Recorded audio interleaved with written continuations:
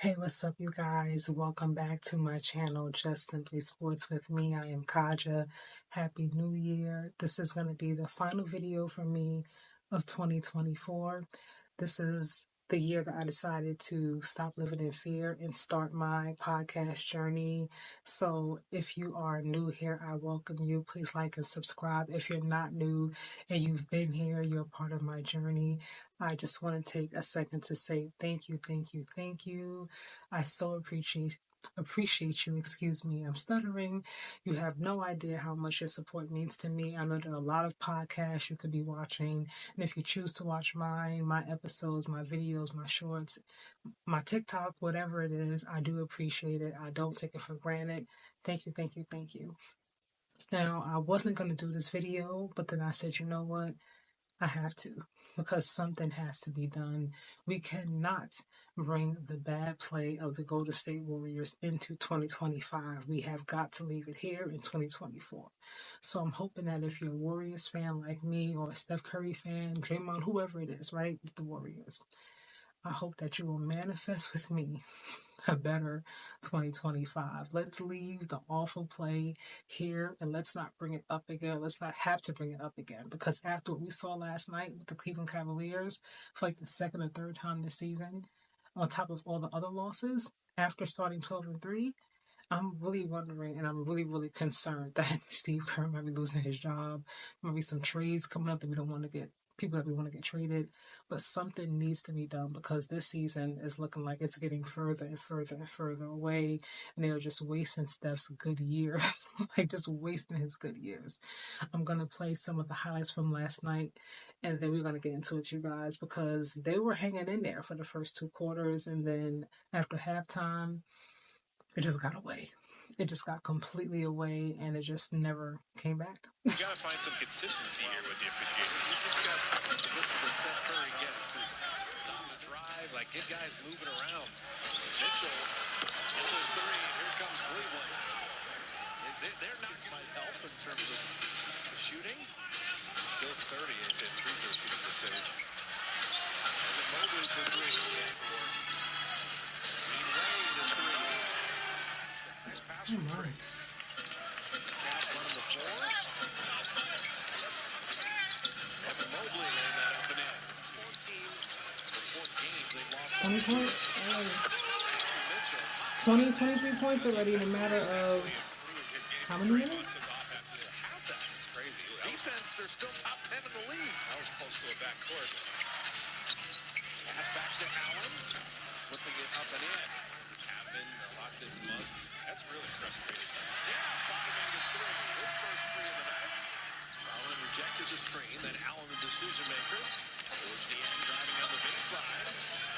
Here's Garland three. Hey, just got to keep encouraging him if you're his teammates. LeVert with the backdoor cut to lay it up and in. Yeah, nice move around the egg, flipping it up, and they're likely to win given the score right now, but the Warriors offense flies down the lane to Duncan. You know, I'm also wondering if part of the reason why they look so bad against Cleveland this season is because their new head coach obviously used to be like an assistant coach for the Warriors, having been under Steve Kerr for all those years. Like, he just knows all the ins and outs of the Warriors organization, how they win games, how best to match up against them, what they do well, what they lack.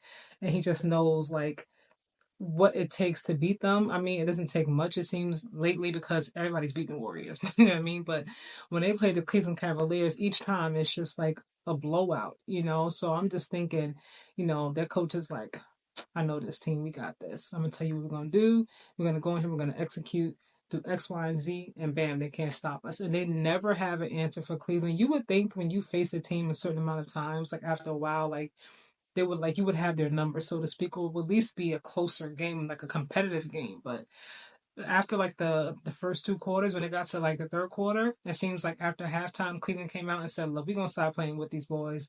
Leave them here in the Bay, and Happy New Year, because we're not gonna keep playing with them." And they just completely took over. Like, With their shooting, you're getting stops, but you couldn't score. Who they would come alive offensively is TJD.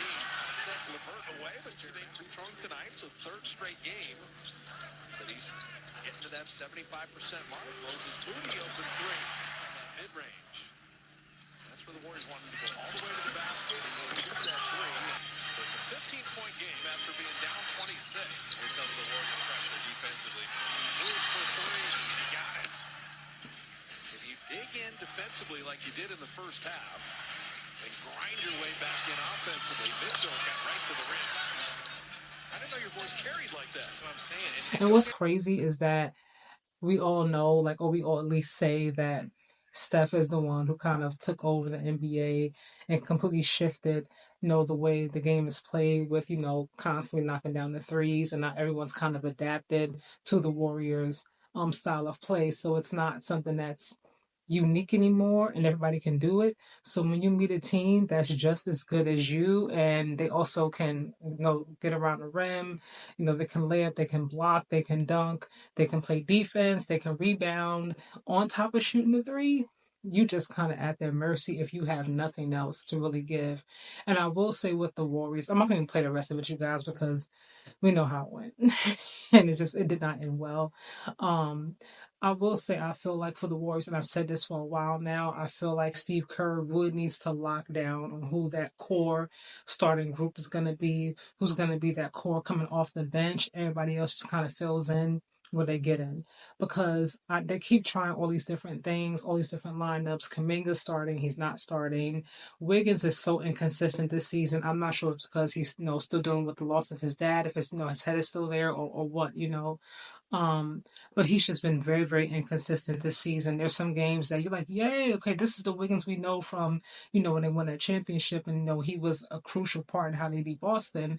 And then now other games you see him, I look at my parlay and I'm like, come on, Wiggins, what are you doing? Like, you are messing up my parlay. Like, I needed one more rebound. That's neither here nor there. If you bet and you on FanDuel, you got some tips, drop it in the comments, you guys, because they are starting to get on my nerves with these parlays, messing it up for you, girl. Um, but no, all jokes aside, I feel like at this point, maybe Steve Kerr needs to just kind of take out the older lineup altogether and just focus on that young core, developing them more, developing that chemistry more alongside Steph. Draymond, obviously is the point guard of the team, the leader, you know what I mean? And just go ahead with that. Kaminga, to me is a younger, more consistent version of Andrew Wiggins this season. Moody, I feel like he throws Moody's Moses, I call him Big Mo, you guys. So when I say Big Mo, I'm talking about Moses.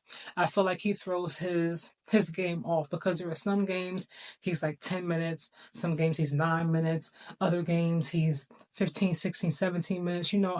I've learned that with shooters, like, their rhythm is all about how much they play. When they're playing or not playing, like, it throws off their rhythm. They gotta develop that rhythm first, then start knocking down their shots. I used to always say shooters supposed to just shoot, you know what I mean? But apparently, from what I've learned and been told, it's not that simple and doesn't work like that. So my mistake, I've been corrected, and that's perfectly fine. I'm okay with being wrong.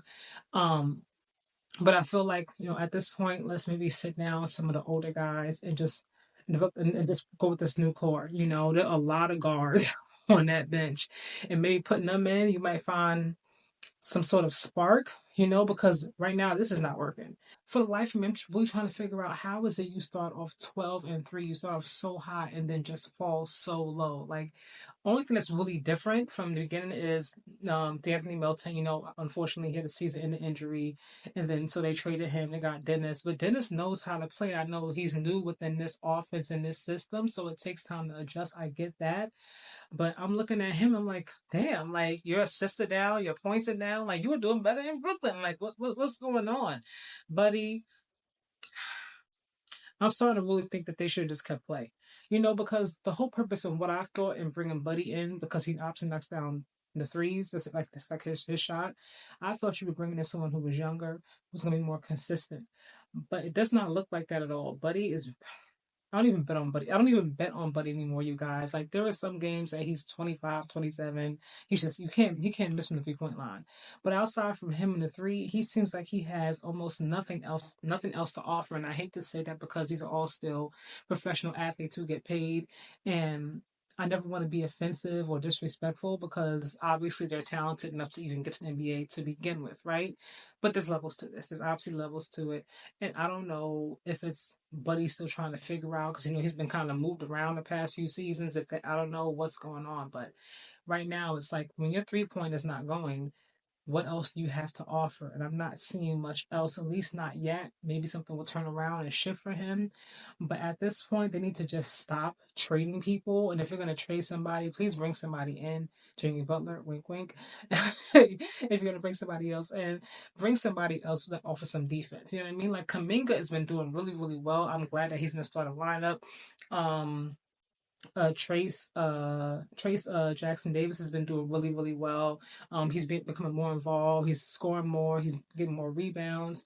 So perhaps maybe his new line needs to be Kuminga. I mean, consistently, not like sporadically.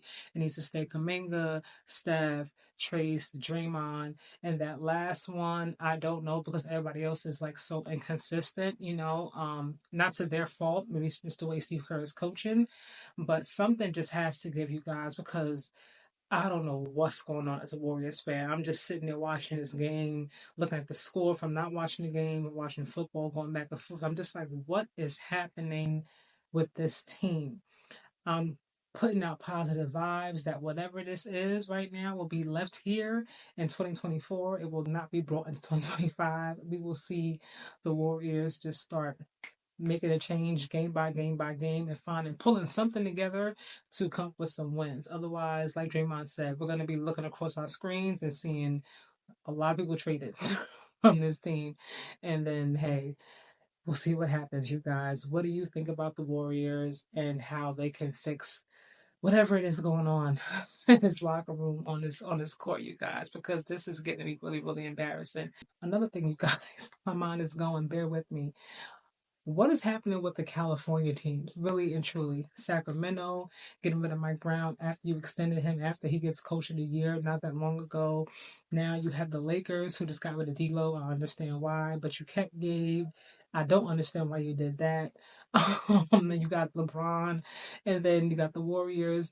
What maybe really needs to happen, and it probably never will, but what really should happen is that we just need to have Steph and LeBron just team up on one team and then just get their fifth ring that way. Because I think at this point, we would love to see it. It'd be good for the ratings because, as we all know, the ratings have been in the tank this season, is what they're all saying. And yeah, marketing wise, the two faces of the NBA, they've been in the NBA for like the longest, you know what I mean? Can you imagine that on one team together? We enjoyed it in the Olympics, but to have it like in season, I think would be a great way to to spark some ratings and get both of them to the championship. Because who would not want to see Steph and LeBron on the same team? I know as a fan, I most certainly would. By the way, happy belated birthday to LeBron if you are a LeBron fan. But nevertheless, you guys, what do you think about the Warriors? How can they fix this? Let me know in those comments. Again, Happy New Year. I hope that you have a great and safe time tonight, regardless of what you're doing. I don't drink, but if you do, take a shot for your girl. Peace out, you guys.